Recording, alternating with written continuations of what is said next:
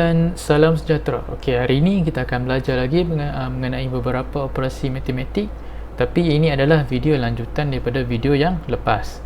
Okey, pertama yang kita akan tengok ialah absolute. Okey, equal ABS. Itu maksudnya absolute. Okey, absolute ni contoh kalau nombor tu negatif, dia akan jadikan positif nombor tu. Jadi contoh kalau saya letak 5, kalau saya letak 5 absolute, dia akan dapat balik 5. Kalau saya letak negatif 5, ok, sekarang ni saya letak negatif 5, absolute negatif 5, dan bila saya refresh, saya akan dapat balik 5, sebab absolute ni dia jadikan nombor negatif tu jadi positif. Jadi kalau saya buang yang ni, nampak saya akan dapat nombor negatif. Jadi kalau saya letak absolute ni, saya akan dapat nombor positif lah. Ok, yang seterusnya pula ialah round. Ok, round ni macam kalau kita kat sekolah, kita akan belajar yang mengenai round off lah.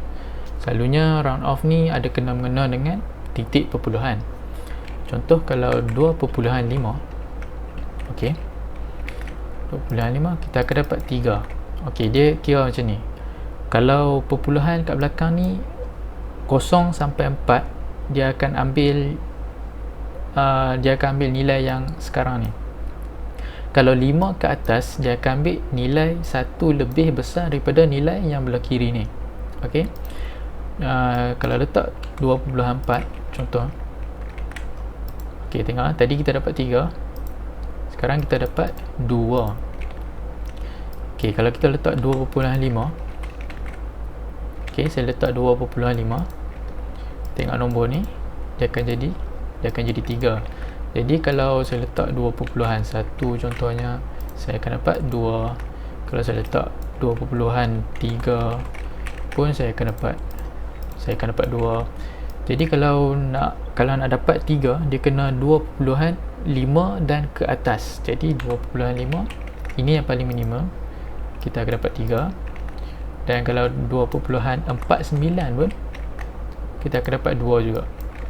Nampak 2.49, 4999 pun akan dapat 2 juga.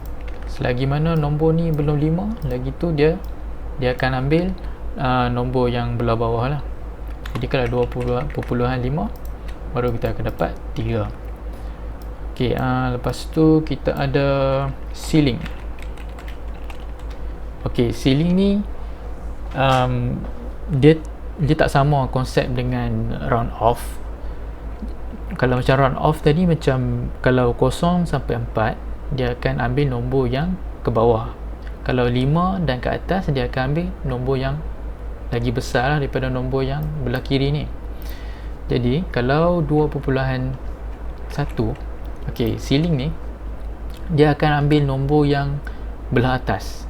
ok, tak kisahlah 2.0 ke 2.1 ke 2.5 ke 2.4 ke, dia akan sentiasa ambil nilai yang lebih besar lah. Jadi kalau saya letak 2.1 kat sini, ok, saya akan dapat 3.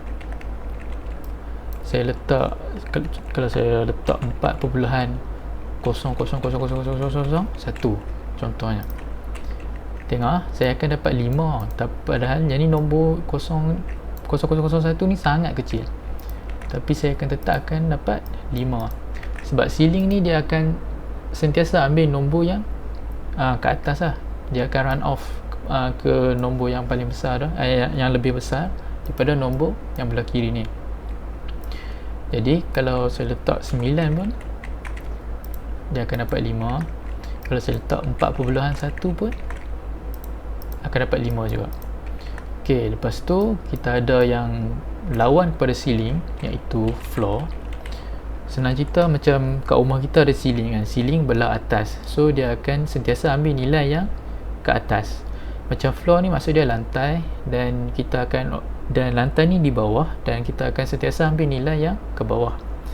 Jadi kalau saya letak 7.99999, kalau anda perasan ini sangat dekat dengan 8, tapi floor ni dia akan tetap ambil 7 selagi mana tak kisahlah berapa pun nilai perpuluhan di belakang ni, selagi mana dia tak sampai nombor yang seterusnya, dia akan sentiasa ambil nombor yang asal di sini. Jadi kalau saya letak 8 ke 7.8 ke, dia akan sentiasa ambil nombor 7 juga, iaitu nombor yang asal lah. Jadi kalau saya letak 7.1 pun, dia akan ambil nombor 7 juga.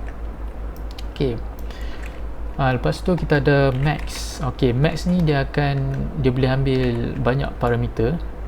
Jadi kita boleh masukkan lah, kalau kita nak check kita nak check 3 nombor ni, kita nak tengok nombor mana yang paling besar. ok, jadi kita ada 3, kita ada 5 dan kita ada 10.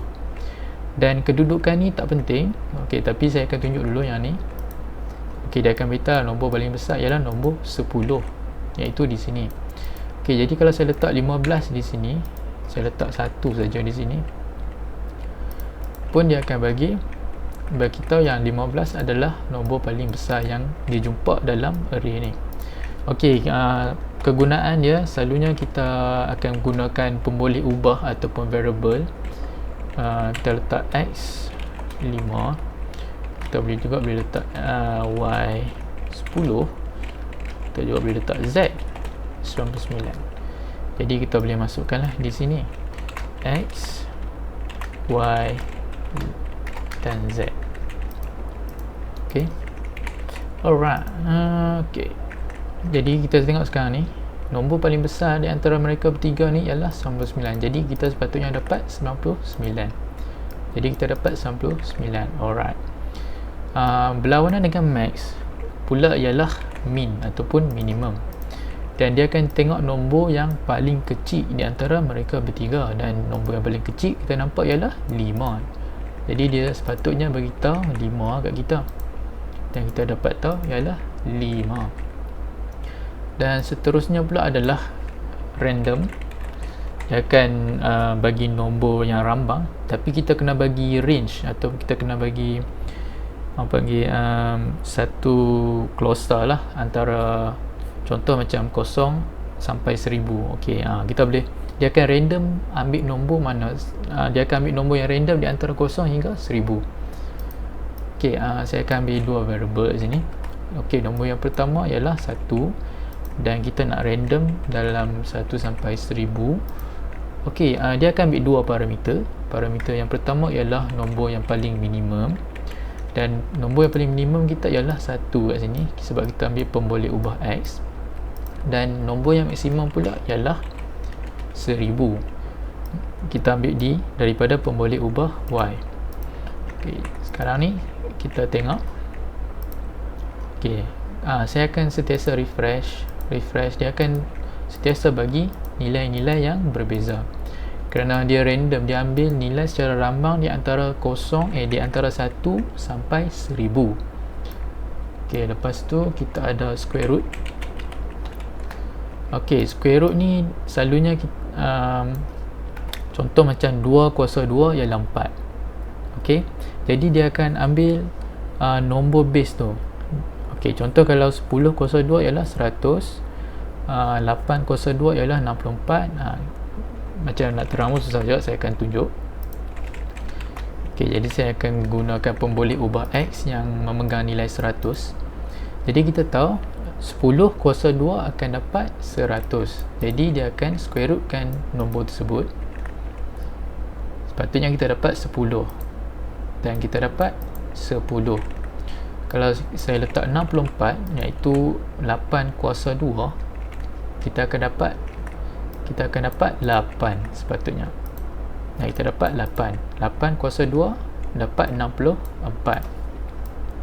Kalau saya letak 4, kita akan dapat 2, kerana 2 kuasa 2 ialah 4. Jadi kita dapat 2. ok, yang seterusnya square root, kita akan tengok perlawanan kepada square root, iaitu power. ok, power dia akan ambil dua parameter. Pertama adalah base, dan macam contoh tadi 2 kuasa 2 kan, base kuasa 2 tersebut ialah 2, dan kuasa yang kita nak berikan ialah 2. ok, jadi kita tengok 2 kuasa 2 ialah Dan kita juga boleh tengok kalau 10 kuasa 2, macam tadi kita dah buat 10 kuasa 2 akan dapat 100. Jadi 10 kuasa 2 dan kita dapat 100. Dan kita boleh tengok juga 8 kuasa 2, 8 kuasa 2 ialah 64. Okey, sekarang kita akan tengok pi. Okey, pi ada dua cara. Satu, kita boleh menggunakan function pi saja untuk tengok nilai pi. Yang kita tahu nilai pi ialah 3.141596 per semua ni. Nilai pi ni takkan habis, tapi yang kita selalu guna ialah 3.142. Dan lagi satu untuk kita dapatkan nilai pi ialah menggunakan mpi. Dan kita refresh dan kita akan dapat juga nilai yang sama. Okey, lepas tu kita ada binary to decimal. Okey, kalau anda yang tak tahu nombor binary ni, selalunya kalau student ataupun pelajar yang mengambil bidang komputer, mereka akan belajar satu course ataupun satu field yang dinamakan sebagai computer system. Dan dalam ni mereka akan belajar mengenai base 2 iaitu binary, base 8 iaitu octal, base 10 iaitu decimal, dan juga base 16 iaitu hexadecimal. Jadi kalau binary yang kita tahu dia base 2, jadi dia hanya akan ada dua saja nombor iaitu 0 dan 1. Jadi contohnya kalau saya letak binary 11, sepatutnya kita akan dapat decimal 3. Jadi kalau anda tak faham, tak apa, ini kebanyakannya berguna untuk student ataupun pelajar computer system lah. Kami kebanyakan menggunakan sistem base ni. Jadi kita dapat 3, 11 akan dapat 3, 10 binary 10 kita akan dapat 2. Manakala binary 1 kita akan dapat 1. Kalau saya letak binary 110 contohnya, kita akan dapat 6. Okey, lepas tu kalau ada binary to decimal, mestilah ada decimal to binary. Okey, macam tadi kita tahu decimal ni nombor base 10, jadi kita boleh gunakan, kalau ikut gunakan contoh tadi tu, kalau binary 11 kita akan dapat decimal 3. Jadi kalau kita letakkan decimal 3, sepatutnya kita akan dapat binary 11 semula. Jadi kita dapat binary 11. Dan kalau kita letak 2, sepatutnya kita dapat 10. Dan yang terakhir kalau kita letak 1, sepatutnya kita dapat 1. Dan macam tadi kalau kita letak 6, kita sepatutnya dapat 110. Okey, dan kita dapat binary 110. Okey, dua yang terakhir ialah hexa to decimal. Saya tak cover octal sebab waktu saya belajar computer system pun sangat jarang guna octal. Yang selalu guna ialah base 2 iaitu binary, base 10 iaitu decimal, dan base 16 iaitu hexadecimal. Okey, hexadecimal ni nombor dia hanyalah 0 sampai F ataupun 0 sampai 15. Tapi macam kita tahu, dia kena ada satu sahaja nombor ataupun nilai dalam satu kotak tersebut. Okey, contoh kalau saya letak hexa, saya tak boleh letak hexa 10 untuk dapat decimal 10. Saya tak boleh letak. Nampak? Tak boleh, dia akan bagi 16. Jadi kalau saya nak dapatkan hexa 10, saya perlu letakkan A. Kerana apa? Okey, kalau ikut sistem nombor desimal, kita ada 0 sampai 9. Jadi selepas 9 tu, selepas sistem desimal, kita ada sistem hexadecimal yang memegang sebanyak 16 nilai.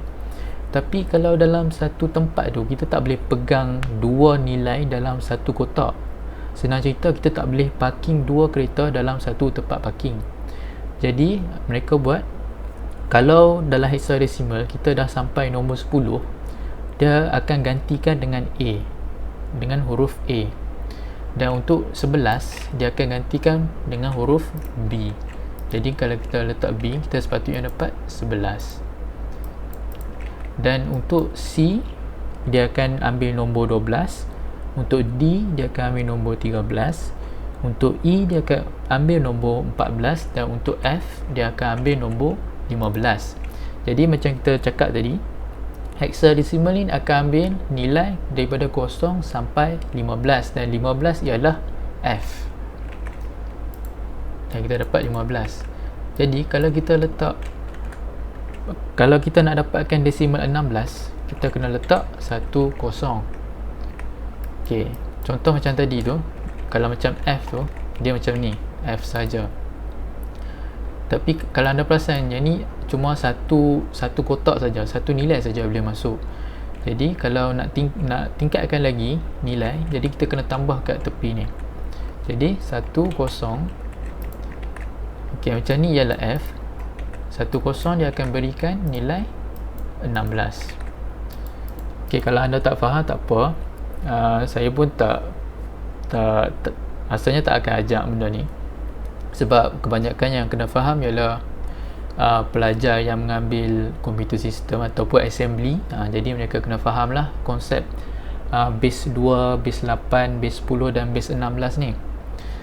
Okey, setakat itu saja video kita kali ini. Terima kasih kerana menonton. Assalamualaikum dan salam sejahtera.